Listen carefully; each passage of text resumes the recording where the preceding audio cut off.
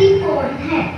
हमारे महान पुरुष यानी हमारे संत समझाते हैं कि हम ही सती हैं, यानी हम एक आत्मा है और गुरु महाराज जो परम आत्मा है, जिनके लिए कहा गया है गुरुर् ब्रह्मा गुरुर्विष्णु गुरुर्देवो महेश्वरा गुरु साक्षात परब्रह्म तस्मै श्री गुरुदेव नमः तस्मै श्री गुरुदेव नमः। देखो, जब हमारी आत्मा परमात्मा यानी गुरु महाराज जी से मिलने का प्रयास करती है तो हम सत्संग में आते हैं, भजन गाते हैं, सेवा करते हैं। कोई धन से करता है, कोई मन से करता है, कोई तन से करता है और साधना भजन करते हैं। यही कलयुग में यानी आज के वर्तमान समय में तपस्या है। जब हमारी तपस्या से गुरु महाराज यानी परमात्मा प्रसन्न हो जाते हैं तो संत कहते हैं दूल्हा दूल्हे मिल गए, सीधी पड़ी बारात। जब आत्मा और परमात्मा का मेल हो जाता है, जब सारा संसार ब्रह्म में लगता है। देखो, अब 15 अगस्त को स्वेच्छी महाराज जी का जन्मदिन पडवाना में बनाया, बड़े धूमधाम से बनाया। पर स्वेच्छी महाराज जी तो अधिकतर मौन ही रहते हैं। उस मौन के पीछे भी एक बहुत बड़ा रहस्य छुपा हुआ है जो वह हमें समझाना चाहते हैं। मौन रहने से मन शांत होता है, मौन रहने से मन शांत होता है और विचारों की भीड़ कम होती है, जिससे आंतरिक शांति का अनुभव होता है। मौन रहने से कंसंट्रेशन बढ़ता है, जिससे ध्यान लगाना आसान होता है। मौन रहने से व्यक्ति अपनी ऊर्जा को नेगेटिव बातों में खर्च करने से बचाता है और पॉजिटिव कार्यों में लगाता है। मौन रहने का अर्थ ये नहीं है कि हम हमेशा के लिए चुप रहें। मौन रहने का अर्थ है कि थोड़ी देर चुप रहकर अपनी आध्यात्मिक यात्रा को बढ़ाना है। अपने आप सबको एक कहानी सुनाती हूँ जो मौन को ही दर्शाती है। एक बार एक गांव में एक संत रहते थे। वह बहुत शांत स्वभाव के थे। वह हमेशा मौन रहते थे।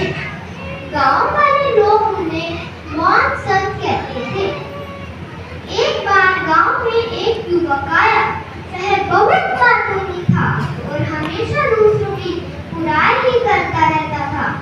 वह संत के पास गया और पूछा, महाराज आप इतने चुप क्यों रहते हो? आपको बोलने में डर लगता है क्या? संत ने मुस्कुराते हुए युवक की ओर देखा और फिर से मौन हो गए। युवक ने फिर से पूछा, महाराज क्या आप मेरी बात सुन रहे हो? संत ने अपने होठों पर अपनी उंगली रख ली, जिसका मतलब था कि मौन रहो।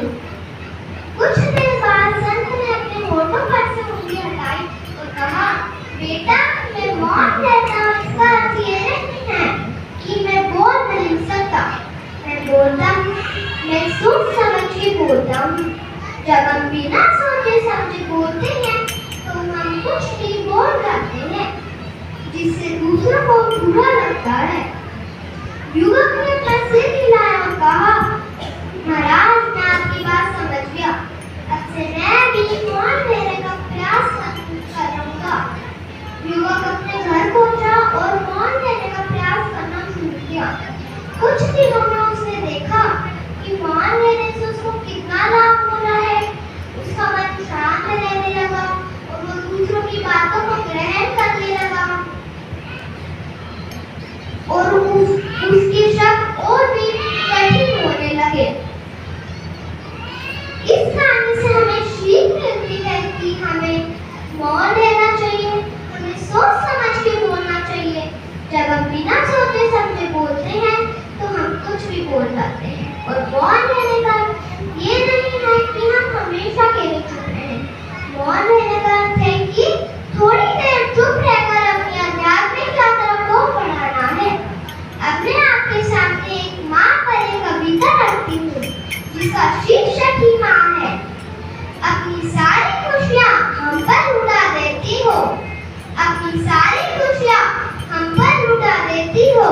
माँ तुम इतना सब कैसे कर लेती हो, माँ तुम इतना सब कैसे कर लेती हो। जब जब भी ये तकदीर दगा देती है, जब जब भी ये तकदीर दगा देती है, माँ की मुस्कुराहट उम्मीद जगा देती है, माँ की मुस्कुराहट उम्मीद जगा देती है।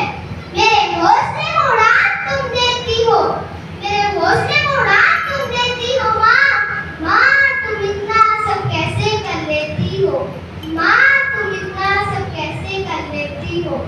दूर जब भी तुमसे होती हूँ माँ, सच कहूँ तो अकेले में रोती हूँ माँ। मेरी हर ख्वाहिश तुम पूरी कर देती हो माँ तुम इतना सब कैसे कर लेती हो, माँ तुम इतना सब कैसे कर लेती हो। सच की राह पे चलना सिखाया है हमको, जीने का मतलब बताया है हमको, जीवन की अनमोल बातें सिखा देती हो। माँ तुम इतना सब कैसे कर लेती हो, माँ तुम इतना सब कैसे कर लेती हो। मेरे दुखी होने से तकलीफ मुझसे ज्यादा होती है, मेरे खुश होने से खुशी तुम्हें ज्यादा होती है। मुझे जरा सी चोट लगने पर आंसू बहा देती हो।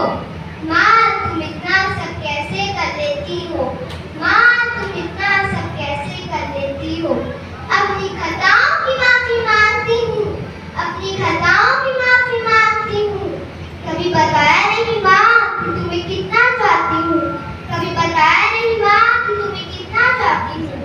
बिना जताए ही हमसे इतना प्यार कैसे कर लेती हो, बिना जताए ही हमसे इतना प्यार कैसे कर लेती हो।